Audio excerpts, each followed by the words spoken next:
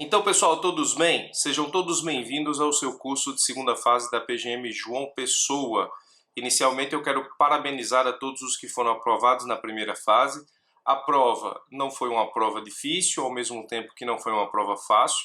Foi uma prova que, na minha opinião, foi até justa, com alguns pontos fora da curva, como, por exemplo, direito civil e ambiental. Mas eu não estou aqui para discutir a prova objetiva. Eu estou aqui para iniciarmos uma preparação focada, uma preparação eficaz, que te dê a tranquilidade necessária para enfrentar a prova subjetiva da PGM João Pessoa, prova essa organizada pela banca CESP. Nessa aula, nós vamos analisar qual é o formato de prova subjetiva que foi escolhido pelo CESP para que, nesse caso, você possa enfrentar essa fase do concurso. Existem vários tipos de provas subjetivas que nós acompanhamos nos concursos para a advocacia pública nos mais variados editais. Mas na PGM João Pessoa, nós temos uma prova subjetiva com uma cara específica que delimita o que cai. E é uma prova completa, uma vez que cai peça, parecer e questão discursiva ou questão subjetiva propriamente dito. Então, parabéns a todos os aprovados. Vamos analisar como funciona agora a prova subjetiva da PGM João Pessoa. Vamos analisar o edital e vamos retirar desse edital todas as informações necessárias para a nossa preparação eficaz. Primeira coisa que você precisa saber é o que você vai enfrentar na prova subjetiva. Saber o que você vai enfrentar é muito importante. Não caia no descuidado de enfrentar uma prova subjetiva sem ler o edital ou sem acompanhar comigo aqui essa revisão sobre como essa prova se procederá, para que você não tenha surpresas. Como é o formato da prova subjetiva da PGM João Pessoa? A prova subjetiva é dividida pelo edital em duas partes. Ele chama subjetiva parte 1 e subjetiva parte 2. E ele faz uma divisão efetiva dessas provas subjetivas para cobrar uma peça e 3 questões na prova subjetiva parte 1 e para cobrar um parecer e 5 questões na prova subjetiva parte 2. Em relação ao conteúdo programático, você pode ver aí, é o mesmo. Para a prova subjetiva parte 1, ou seja, peça e 3 questões, e para a prova subjetiva parte 2, ou seja, um parecer e 5 questões, você vai ter direito administrativo, direito ambiental, direito constitucional, direito financeiro, direito processual civil, direito tributário e direito urbanístico como disciplinas que vão, nesse caso, representar tudo aquilo que o examinador pode cobrar em termos de conteúdo jurídico, doutrinário, legal e jurisprudencial na sua prova. O edital separou só subjetiva parte 1, subjetiva parte 2, tirou algumas disciplinas, por exemplo, não cai direito civil, e estabeleceu as disciplinas que vão ser cobradas na segunda fase. Então, em termos de conteúdo programático, em termos de assunto, em termos de pontos importantes para a prova, no que diz respeito efetivamente à doutrina, nós não temos diferença entre a prova subjetiva parte 1 e parte 2. É o mesmo. O que se estuda para um, se estuda para outro. A diferença é que você tem uma peça e 3 questões cobradas na subjetiva 1 e um parecer e 5 questões cobrados na subjetiva parte 2. A prova subjetiva 1, ela vai ser realizada no período da manhã e você vai ter 3 horas, ou melhor, perdão, 4 horas para responder uma peça e 3 questões subjetivas, e na parte da tarde do mesmo dia você também vai ter mais 4 horas para responder um parecer e 5 questões subjetivas. O primeiro ponto que eu preciso chamar a sua atenção aqui, com muito cuidado e com muita atenção, é: esteja mental e fisicamente preparado para enfrentar essa prova. Vou repetir: esteja fisicamente e mentalmente preparado para enfrentar essa prova. E isso, na verdade, pressupõe um descanso no dia anterior ou nos dias anteriores. De forma que, aí vai o meu primeiro grande conselho para você que pensa em fazer uma boa prova subjetiva da PGM João Pessoa. Na véspera ou nos 2 dias anteriores à prova, o ideal é descansar. Ou, nesse caso, o ideal é que você dê uma diminuída gigante no ritmo dos estudos que você vai ter até a antevéspera da prova. Por quê? Você vai enfrentar nada mais, nada menos do que 8 horas de prova.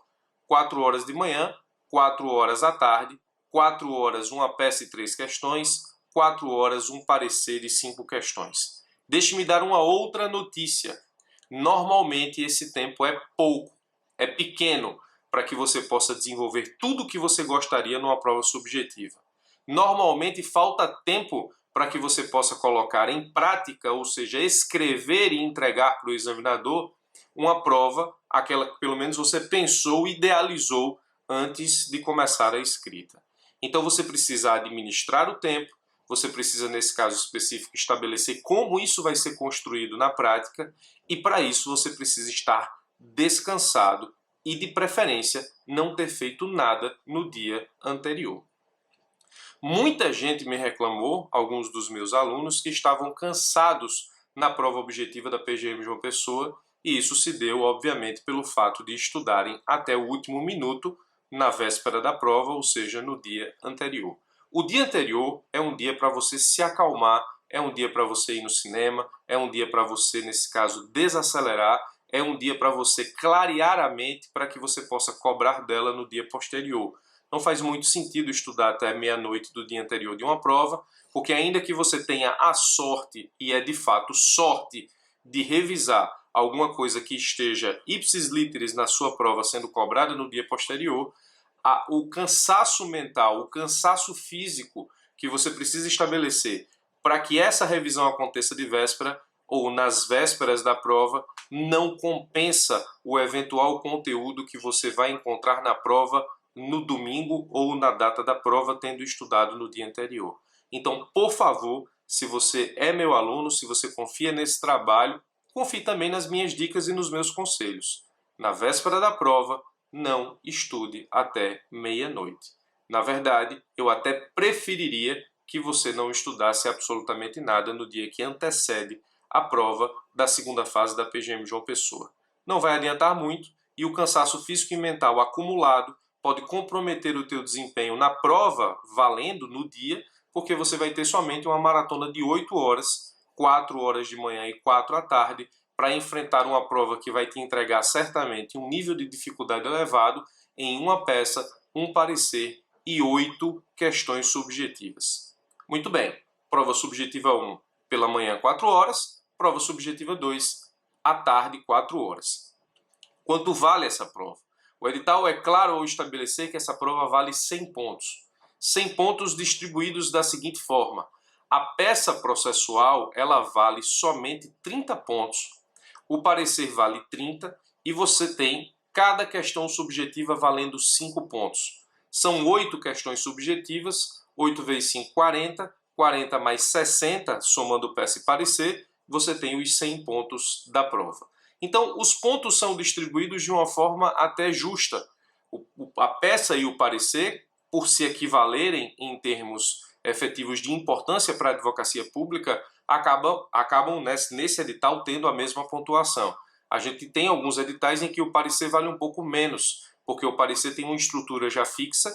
Nós vamos aprender, vai ter uma aula ou tem uma aula sobre a estrutura do parecer aqui no campus para os senhores e senhoras. Então, o parecer, por ter uma estrutura formal fixa, ele acaba sendo mais fácil do que a peça, porque você só tem que se preocupar com a parte material. Na peça, você tem que se preocupar com a parte material e também com a parte processual, no sentido de não somente acertar a peça, como também estabelecer todos os requisitos formais, intrínsecos, extrínsecos daquela peça manejada. Em tese, a peça é mais difícil, mas aqui o edital trouxe uma igualdade entre peça e parecer. Aí vai efetivamente uma situação bem interessante. Veja, se peça e parecer eles possuem a mesma pontuação, significa dizer que o parecer aqui é peça-chave para a sua aprovação.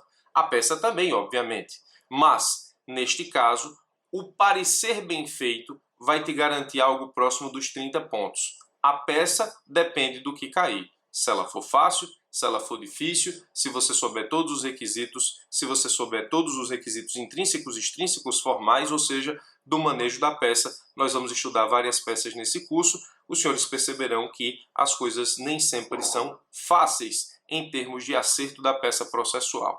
O parecer tem estrutura formal fixa. Isso é fundamental e extremamente importante. A preocupação é com a matéria. Se você der a sorte ou se você estiver preparado para enfrentar um parecer cuja matéria você conheça de verdade, faça com muito cuidado e de forma muito apurada, porque a chance de você conquistar pontos preciosos e de repente compensar uma peça que de repente não foi tão bem feita é no parecer. Então, peça e parecer, cada um 30 pontos. Eu vou adiantar que o corte da prova é 60 pontos. Então, se você fizer uma boa peça e se você fizer um bom parecer, a chance de você galgar os pontos que faltam nas questões subjetivas é muito grande. Se você fizer uma boa peça e um bom parecer, significa dizer que você vai tirar 60 ou próximo disso. Você pode tirar 60 pontos acertando peça e parecer, fechando as duas, é raro, mas às vezes acontece. Ou se você fizer uma peça muito boa e um parecer muito bom, você vai ficar próximo dos 60 pontos e vai fazer com que a tarefa de acertar as questões subjetivas em termos de conteúdo e de pontuação não seja tão grande assim, para fugir do corte da subjetiva. Obviamente que o bom aqui na subjetiva não é somente passar, mas fazer uma boa pontuação para galgar uma classificação ou para saltar nas posições do concurso. Isso é fundamental. Óbvio que o primeiro objetivo é passar do corte. O segundo é tirar a maior nota possível. Então, uma peça bem feita, um parecer bem feito, vai te deixar com uma tarefa mais fácil para as questões e aí você pode ter mais tranquilidade se você estiver diante de uma questão, por exemplo, que você não saiba nem para onde vai ou se está tratando de algum conteúdo que você não tenha tanto domínio. Nós vamos tratar isso no curso e vamos analisar como isso acontece na prática. Adianto também que, além do corte ser 60, o edital não diz que esse corte ele é bipartido entre prova subjetiva 1 e prova subjetiva 2.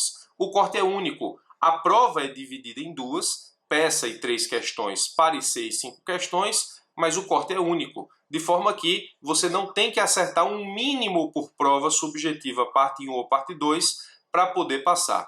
O edital poderia ter complicado a nossa vida aqui, a sua vida principalmente. Seria o seguinte: se ele dissesse que o corte é 60, mas que você teria que acertar 30 pontos em cada prova subjetiva, você teria que tirar 30 na prova subjetiva 1 e 30 na prova subjetiva 2 para somar 60 e fugir do corte.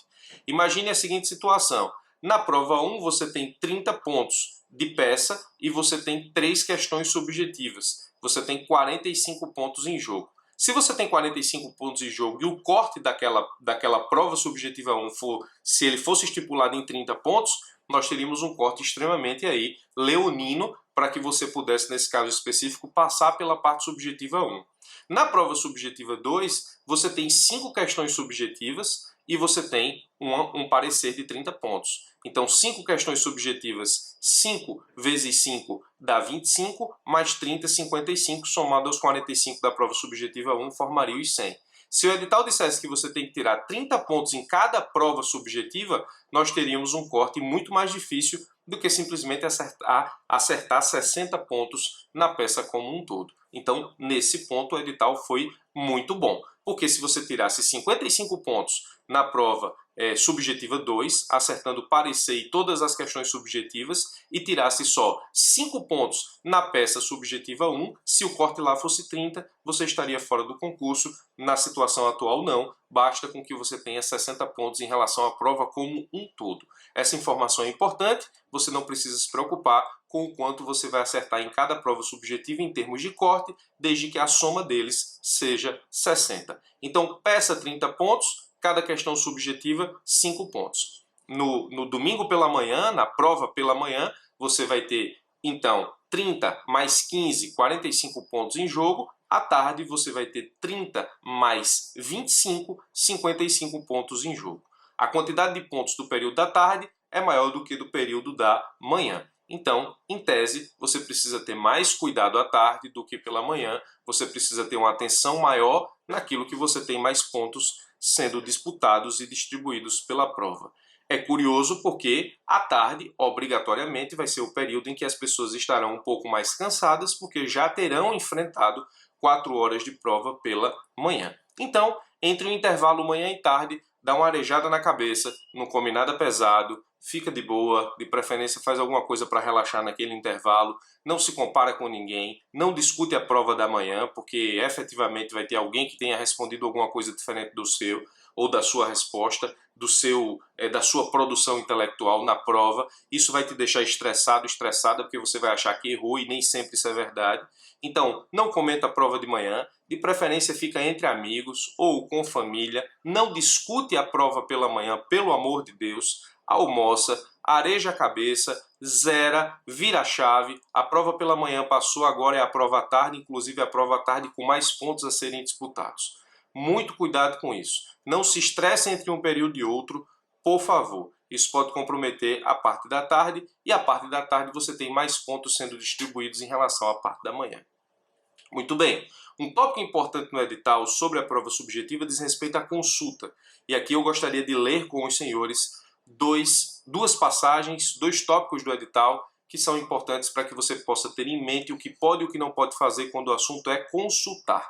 O tópico 9.9.1 diz o seguinte: para a realização da prova subjetiva poderá haver consulta à legislação. Consulta à legislação, obviamente, ao vade-mecum, desacompanhada de anotações ou comentários, mesmo que em formato de livro, vedada a consulta a obras doutrinárias, súmulas e orientações jurisprudenciais, obviamente, bem como a utilização de cópias reprográficas ou qualquer documento obtido na internet, sob pena de eliminação do concurso. Então, é proibida a utilização de cópias reprográficas ou qualquer documento obtido na internet sob pena de eliminação no concurso. Esse é o tópico 9.9.1 do edital. E isso é o que você pode consultar em termos de prova no dia da prova. E aí, nesse caso, o tópico 9.9.2 estabelece qual é o material de uso permitido. Legislação não comentada, não anotada e não comparada, códigos, decretos, resoluções, instruções normativas, portarias, índice remissivo, regimento interno dos tribunais e dos conselhos, lei de introdução dos códigos. É isso que é permitido no dia da prova. O item 9.9.2.1, ele flexibiliza um pouco a questão da anotação. O 9.9.1 diz: para a realização da prova poderá haver consulta à legislação desacompanhada de anotação ao comentário, desacompanhada de anotação ao comentário. Aí o 9.9.2.1 diz: o material de uso permitido poderá conter evidências de utilização anterior. Evidências de utilização anterior é, de certa forma, uma flexibilização à impossibilidade de anotação no material. E ele diz o que é evidências de utilização anterior. Ele diz que isso é trechos destacados por marca-texto ou sublinhados, simples remissão a artigos ou texto de lei, ou seja, que você fez a remissão, separação de códigos por cores, marcador de página, post-it, clips ou similares. Então, você precisa conjugar o 9.9.1 para o 9.9.2.1. Interessante que esse concurso não permite levar a legislação impressa da internet, ou seja, impressa em casa e retirada da internet. Você precisa realmente de um código, de um vade-mecum, de um documento, um livro para isso. Não pode, nesse caso, levar isso obtido da internet diretamente, sob pena de eliminação do concurso, é o que diz o edital. Já falei do corte, 60 pontos nas duas provas, não existindo subcortes ou cortes setorizados para a prova 1 e para a prova 2. Então, muito cuidado com o que você pode levar e atenção à ideia de pontuação na prova. A prova subjetiva da PGM João Pessoa, ela tem duas avaliações, como acontece naturalmente nas provas subjetivas do CESP. A primeira avaliação diz respeito à avaliação do conteúdo jurídico, ou seja, do que você escreve em termos de acerto propriamente, ou seja, do conteúdo jurídico cobrado. Na peça processual, o conteúdo jurídico cobrado qual foi? Foi uma apelação, e essa apelação trata de quê? Indenização por danos morais em face do município. Então, todo o conteúdo jurídico que você desenvolveu enquanto resposta na prova é efetivamente avaliado pelo examinador. Professor, como é que é a avaliação desse conteúdo jurídico? Te digo agora. A avaliação desse conteúdo jurídico é o seguinte: o examinador ele constrói um problema jurídico para você resolver ou na forma de peça, ou na forma de parecer, ou na forma de questões subjetivas. A construção desse conteúdo jurídico criado pelo examinador, ele está associado a um espelho de correção. Professor, o que é o espelho de correção? O espelho de correção é o conteúdo jurídico que o examinador considerou como sendo correto e ideal para que você apresentasse na sua resposta. Então, que conteúdo jurídico é esse que eu sou avaliado? É o conteúdo jurídico antecipado pelo examinador do questionamento. Quando o examinador constrói uma peça, ele constrói um espelho de correção. Quando o examinador constrói uma questão subjetiva, ele constrói um espelho de correção. Quando o examinador constrói um parecer jurídico, ele constrói um espelho de correção. Associado a esse questionamento, você tem um espelho. O conteúdo jurídico avaliado não é o conteúdo que você julga correto, é o conteúdo que o examinador estabeleceu como aquilo que ele quer como resposta para o questionamento.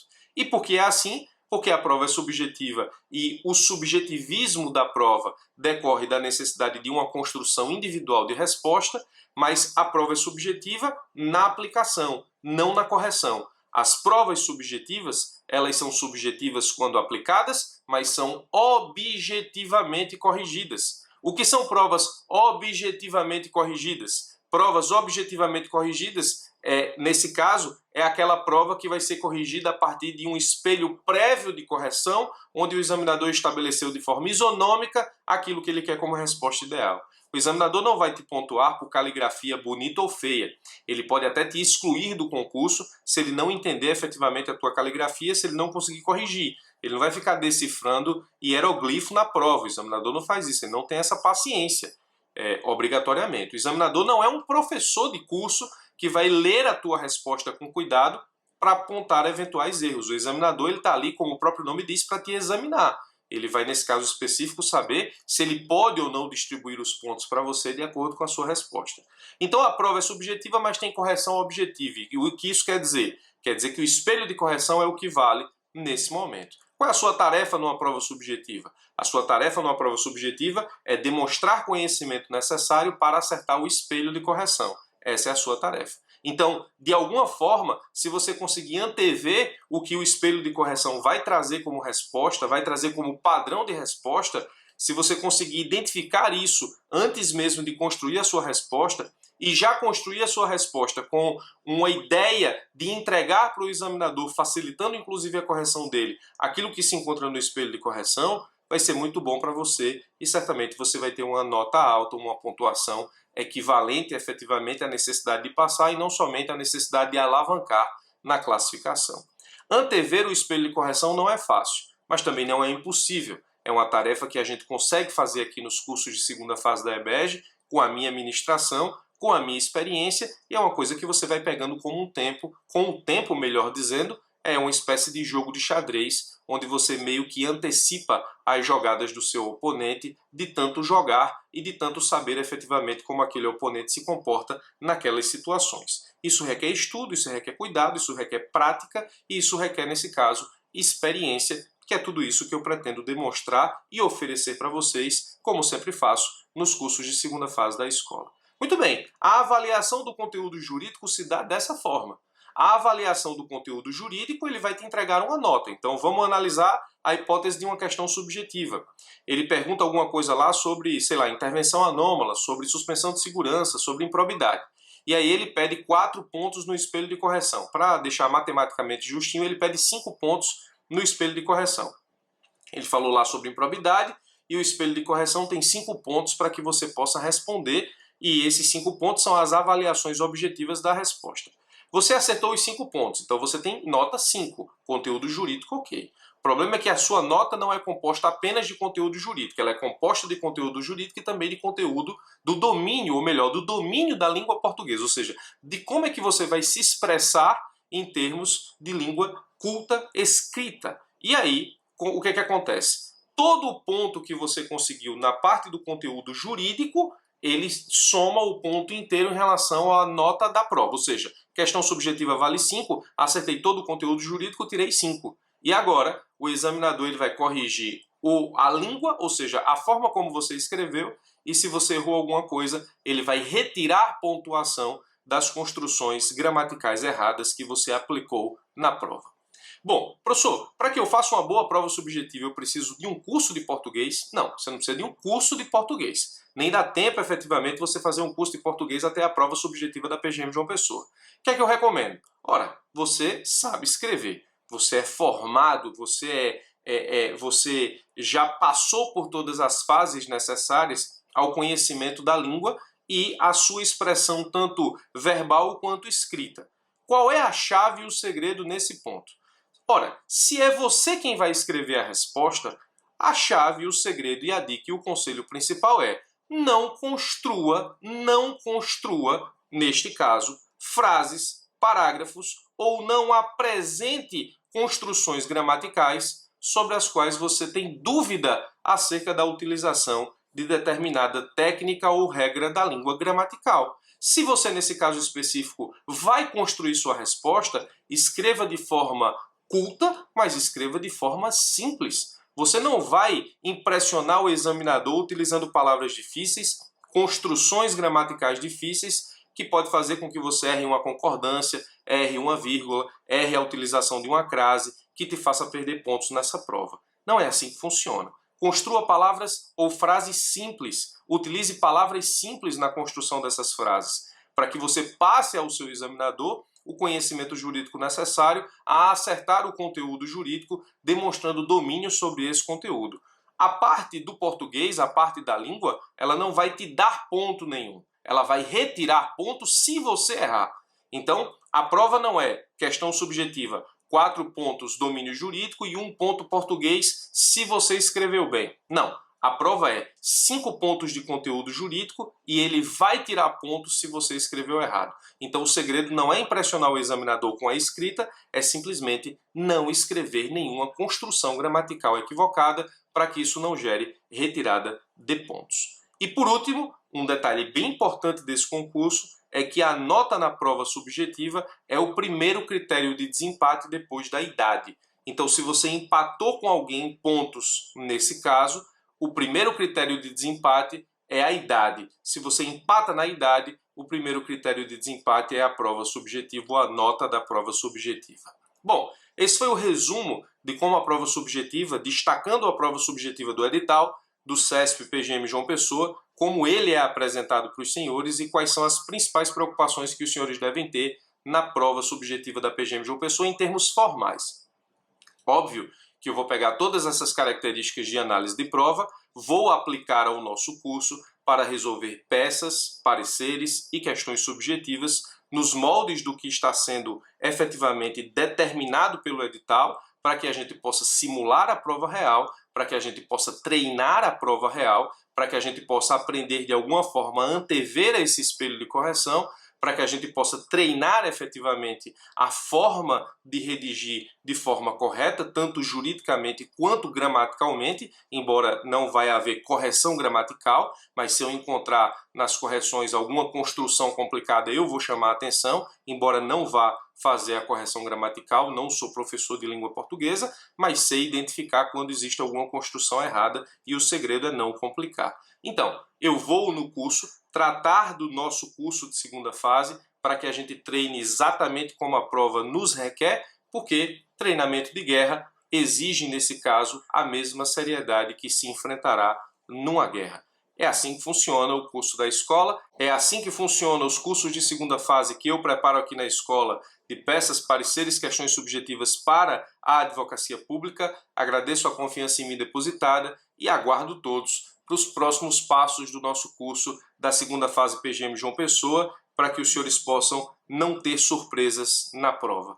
Essa é a minha função aqui, antecipar tudo o que é possível antecipar, para que não haja surpresa na prova e para que a sua única preocupação seja a construção de uma resposta cujo domínio jurídico seja o mais completo possível, com a menor quantidade de erros de gramática ou, quem dera, sem nenhum erro de gramática, para que não se perca ponto na escrita daquilo que se apresentou como conteúdo jurídico correto a partir do espelho de correção do examinador. Agradeço a sua atenção, vou ficando por aqui. O nosso curso vai ter mais aulas sobre análise ou de como comportar-se em provas subjetivas, como construir pareceres e quais são os tipos de questões subjetivas que você pode encontrar na sua prova, além do treinamento normal atinente às rodadas do nosso curso, onde nós vamos simular peças, pareceres e questões subjetivas. Aguardo todos lá, eu vou ficando por aqui. Forte abraço e até a nossa próxima aula.